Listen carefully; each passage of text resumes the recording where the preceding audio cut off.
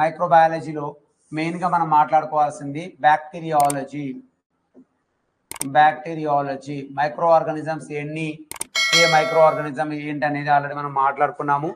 So సింపుల్గా ఈరోజు మనం మాట్లాడుకోబోయే క్లాస్ ఏంటంటే bacteriology. Okay, so in the microbiology లెవెల్స్లో మనము బ్యాక్టీరియాలజీ గురించి మాట్లాడినప్పుడు what we should remember about the bacteriology.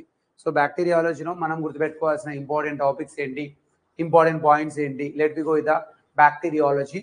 సరే, ఫస్ట్ బ్యాక్టీరియా యొక్క స్పెసిఫికేషన్ గురించి రాద్దాము.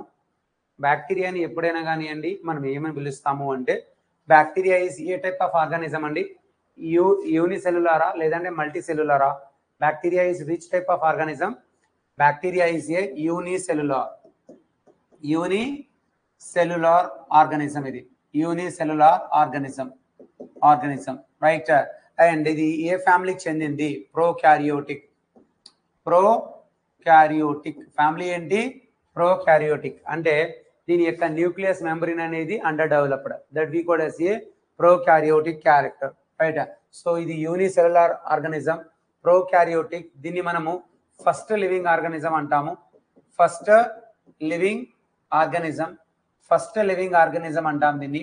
అయితే బ్యాక్టీరియాస్ మీద ఎక్కువగా స్టడీ చేసిన సైంటిస్ట్, సో బ్యాక్టీరియాస్ కి సంబంధించి కొన్ని ఇంపార్టెంట్ డిస్కవరీస్ చేసిన సైంటిస్ట్, సో ఎవరమ్మా? Who is the first person to discover the bacteria? అతన్ని మనము ఫాదర్ ఆఫ్ బ్యాక్టీరియాలజీ అంటాము. Father of bacteriology. Who is this father of bacteriology? ఎవరిని మనం ఫాదర్ ఆఫ్ బ్యాక్టీరియాలజీ అంటాము? సో ఫాదర్ ఆఫ్ బ్యాక్టీరియాలజీ ఎవడు అంటే that the person called as a Robert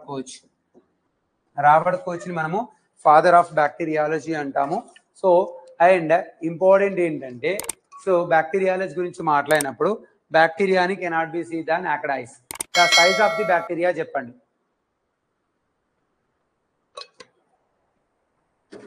let me tell about the size of the bacteria. So నాకు bacteria size చెప్పండి. What exactly the size of the bacteria size చెప్పండి. ఎంత size లో ఉంటుంది? So గుర్తుపెట్టుకోండి, the size of bacteria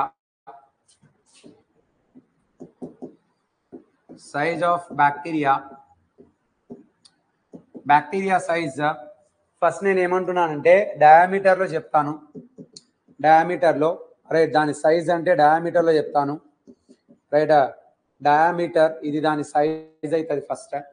so bacteria ఎంత diameter లో ఉంటుంది, ఎంత మందంగా ఉంటుంది అంటే బ్యాక్టీరియా 0.2 మైక్రాన్ నుంచి 1.5 మైక్రాన్ దాని యొక్క సైజ్, దాని యొక్క థిక్నెస్ సైజ్. 0.2 మైక్రాన్స్ నుంచి 1.2 దాని థిక్నెస్ సైజ్. మరి దాని రైట్ సైజ్ ఎంత ఉంటుంది? That is length.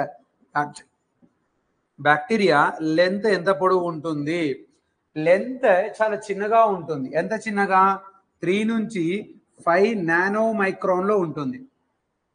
దాని పొడవు ఏమో 3 to 5 నానో మైక్రాన్ లో ఉంటుంది. దాని యొక్క థిక్నెస్ చూసినట్టయితే 0.2 మైక్రాన్స్ నుంచి 1.5 మైక్రాన్స్. అంటే మీకు అర్థమైన లెక్క ఏంటి? ద బేసిక్ క్వశ్చన్ ఏం అడుగుతాడంటే basic unit to measure for bacteria. బ్యాక్టీరియాని దేంట్లో మెజర్ చేస్తాం? రెండు కూడా ఇక్కడే రాస్తాను మీకు నేను. బ్యాక్టీరియాని దేంట్లో మెజర్ చేస్తారు? బ్యాక్టీరియా సైజ్ ని ఎప్పుడైనా కానివ్వండి మైక్రాన్ లో మెజర్ చేస్తాం. మైక్రాన్ ఏ సైజ్ ఇది? Bacteria size. అదే నేను ఇంకోలా రాస్తున్నా చూడండి. ఇంకోలా ఏం చెప్తున్నా అంటే రైట్, సో వైరస్ యొక్క సో వైరస్ యొక్క basic unit to measure right virus size ని ఎప్పుడైనా కానివ్వండి that we can see nano micron. గుర్తుపెట్టుకోండి, బ్యాక్టీరియానేమో మైక్రాన్ లో చూస్తాము, వైరస్ సైజ్ ఏమో నానో మైక్రాన్ లో ఉంటది. ఈ రెండు కూడా ఎగ్జామ్ లో బాగా అడిగే క్వశ్చన్స్.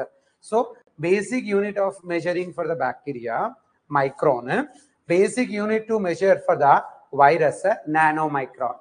సో నానో మైక్రాన్ లో వైరస్ ఉంటుంది, మైక్రాన్ లో బ్యాక్టీరియా యొక్క సైజ్ ఉంటుంది.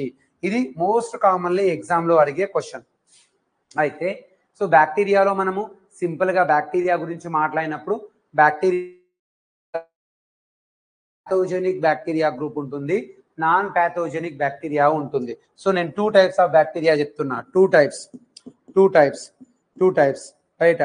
అండ్ 2 టైప్స్ చెప్పడానికి ముందు బ్యాక్టీరియా ఎంత టెంపరేచర్ లో పెరుగుతుంది రైట్ అంటే the growth of bacteria average right. బ్యాక్టీరియాకి గ్రోత్ ఆఫ్ బ్యాక్టీరియాకి యావరేజ్ టెంపరేచర్ ఎంత చెప్పండి. యావరేజ్ టెంపరేచర్ బ్యాక్టీరియా గ్రోత్ అవ్వాలి అంటే యావరేజ్ టెంపరేచర్ ఎంత ఉండాలి? ఇది అందరికీ కామన్ గా చెప్తున్నాం. యావరేజ్ టెంపరేచర్ అయితే 35 డిగ్రీ సెల్సియస్ నుంచి 37 డిగ్రీ సెల్సియస్ రైట్.